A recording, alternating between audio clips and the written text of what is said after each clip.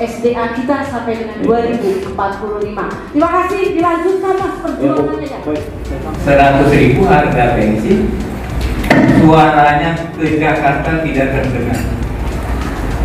Betapa mereka menderita berpuluh tahun, makanya pengennya merdeka aja.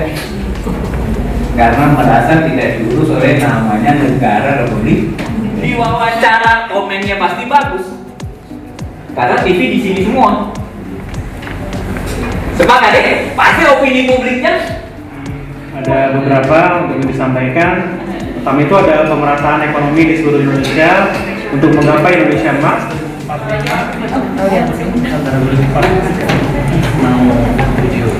Ya.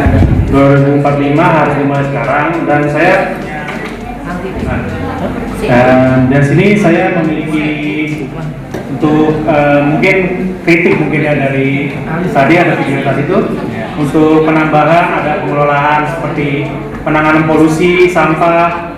Soalnya beberapa yang tadi hanya pembangunan infrastruktur, terus industri, tapi tidak ada pengelolaan untuk Polusi dan sampah. Iya, seperti itu belum ada. Mungkin penambahan itu yang harus dibutuhkan Indonesia untuk menjaga lingkungan kita. Mungkin itu saja. Pertama, meningkatkan perekonomian. Yang pertama, mengedepankan pembangunan partisipatif dalam bingkai negara Indonesia yang multikultural kita ke seluruh wilayah yang ada di Indonesia, terkhusus yang ada di pedalaman. Terus meningkatkan perekonomian dengan mengedukasi generasi penerus bangsa demi menghasilkan sumber daya manusia yang berkualitas. Terakhir, membuat regulasi perubahan iklim khususnya udara agar menjadi lebih baik lagi dari sebelumnya. Terima kasih. Pemanfaatan sumber daya berkelanjutan oleh sumber daya manusia. Nah, sumber daya alam yang kita ketahui yang ada di Indonesia ini sangat banyak. Bukan kita sendiri yang mengetahui, bahkan luar negeri juga mengakui hal itu. Dari bahkan rempah-rempah, karet, minyak, apa yang kita. Bahkan di Sumatera Utara itu pusatnya adalah sumber daya alam yang ada di Sumatera itu sangat besar. Yang kita ketahui di Aceh itu sumber daya alam berupa minyak. Nah, jadi di sini kami untuk menjadi Indonesia emas di tahun 2045 itu kami menyampaikan bahwasanya sumber daya alam ini tidak lagi diekspor ke luar negeri, tapi diambil alih oleh pemuda yang ada di Indonesia ini. Tepuk tangan buat kita semua. Pokoknya kalau misalkan ahli pribadi dulu berpikirnya minim informasi, jadi kita nggak tahu kalau misalkan ada pemberitaan politik seperti apa. Mungkin kita sebagai orang awam main terima-terima aja, jadi kadang-kadang suka ngejudge sisi positif ataupun negatifnya. Tapi dengan berjalannya waktu, Ali berpikir kita itu sebagai generasi muda, kita itu tidak harus jago yang namanya politik, tapi kita mengerti yang namanya politik. Ngerti nggak maksudnya? Kita harus mengerti politik.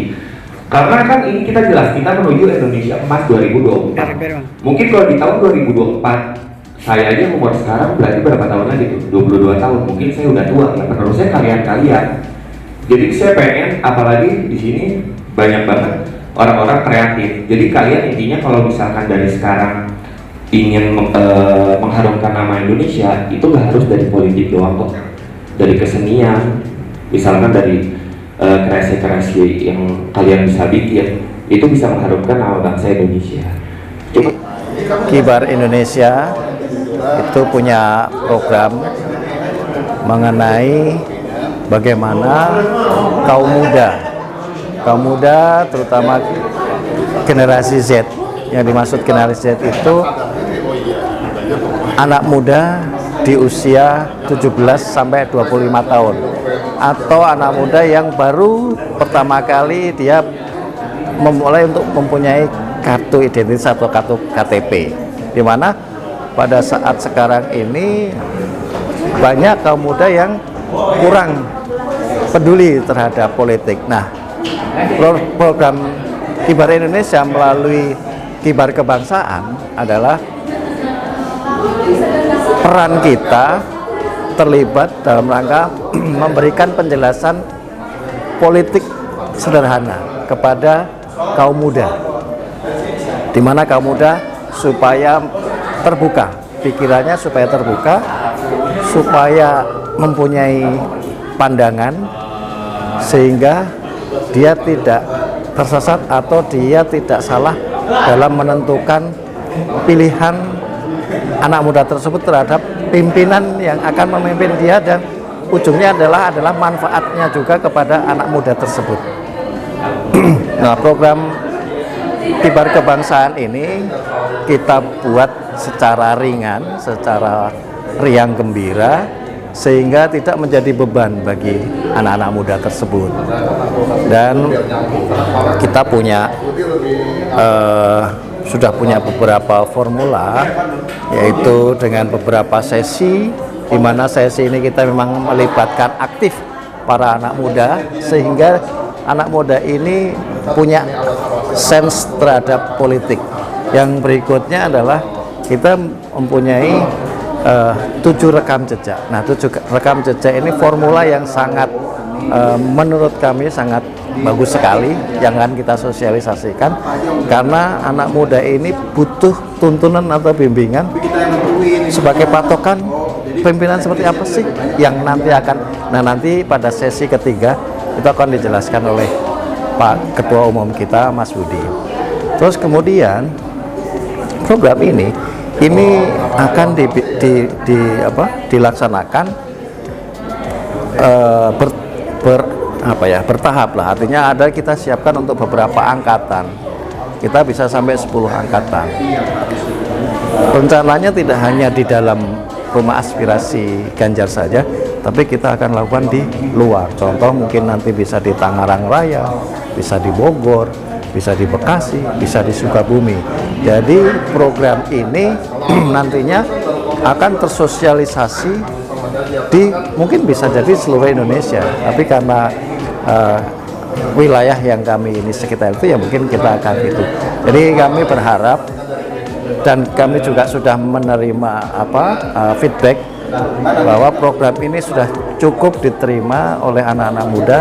Anak-anak muda juga merasa senang, dan harapan kami anak muda tidak salah dalam memilih ke depan. Ini sudah dilaksanakan, ini yang ketiga kali, berarti sudah 3 kali, dan saya melihat makin kesini anak-anak muda itu makin bersemangat ya, antusias sekali mereka mengikuti kegiatan ini. Dan manfaatnya saya kira adalah memberikan pendidikan politik secara dini kepada anak-anak, tapi tidak bahwa politik itu nggak serem, bahwa politik itu tidak monoton, tapi politik itu adalah menyenangkan. Dan ternyata di kegiatan ini anak-anak muda ikut berpartisipasi tentang apa itu politik, apa itu kebijakan-kebijakan yang sudah dicapai oleh pemerintahan Jokowi ini, dan bagaimana nanti memutuskan kebijakan-kebijakan untuk menuju Indonesia 2045, yaitu Indonesia Emas. Saya kira lanjutkan kegiatan Kibar Kebangsaan, dan semoga makin pendidikan politik itu makin menyenangkan bagi generasi Gen Z ini. Terima kasih. Harapan untuk generasi milenial, Bu? Harapan saya kepada generasi milenial adalah kalian adalah generasi yang akan meneruskan kepemimpinan ke depan, dan di tangan kalianlah Indonesia Emas itu bisa diwujudkan. Begitu, terima kasih. Kibar Kebangsaan hari ini diikuti oleh 49 peserta. Lebih 9 peserta dari target 40. Pesertanya secara umum mendaftar melalui nomor HP yang kita sebarkan, dan ada juga kiriman dari organ-organ relawan lain yang kita berkolaborasi menggait Gen Z. Prinsipnya kegiatan ini merupakan edukasi politik, betapa politik itu sangat penting bagi kehidupan bangsa kita, dan kita harapkan para Gen Z ini bisa memiliki perhatian dan terlibat dan bertanggung jawab atas kelangsungan kepemimpinan nasional setelah Pak Jokowi untuk memilih presiden yang terbaik. Acara Kibar di Rumah Aspirasi, acaranya sangat luar biasa, bagus sekali, yang mana membernya ini benar-benar generasi Z ya, milenial banget ya. Ya kesan saya sih sangat luar biasa pokoknya. Luar biasa sekali ketika kita bisa ngobrol dengan milenial tentang politik gitu kan.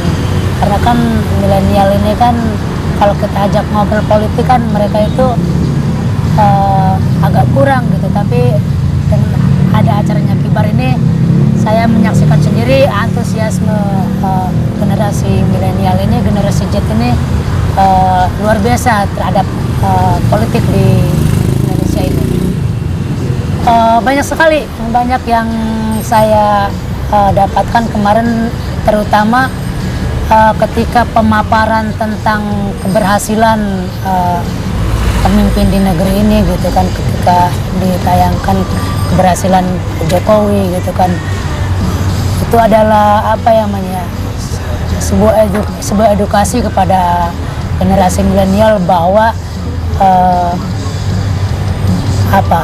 politik itu penting gitu kan, ketika kita betul memilih seorang pemimpin dengan benar gitu, dan akhirnya mendapatkan pemimpin yang benar-benar memimpin gitu kan, dan membangun negeri ini gitu kan, dari Sabang sampai Merauke beliau membangun gitu kan, dan banyak lagi, pokoknya banyak sekali gitu.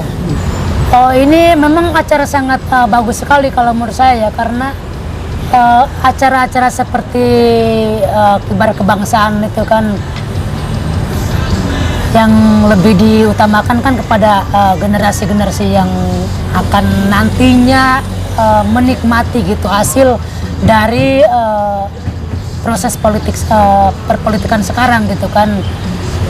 Jadi ya penting sekali gitu saat ini ketika momen-momen pemilu seperti ini, kita harus benar-benar mengedukasi kepada generasi milenial gitu kan, apa yang akan kita dapatkan nanti ketika kita salah memilih gitu, apa yang akan kita dapatkan nanti ketika kita benar memilih pemimpin yang benar gitu kan. Dan yang kita rasakan nggak jauh-jauh gitu, apa yang kita rasakan sekarang ini ketika kita benar mendapatkan pemimpin seperti Pak Jokowi gitu kan, sudah terasa sekarang ini ketika kita merasakan pembangunannya, ketika kita merasakan hal-hal yang lain, termasuk salah satu sekarang yang sedang ramai itu kan yang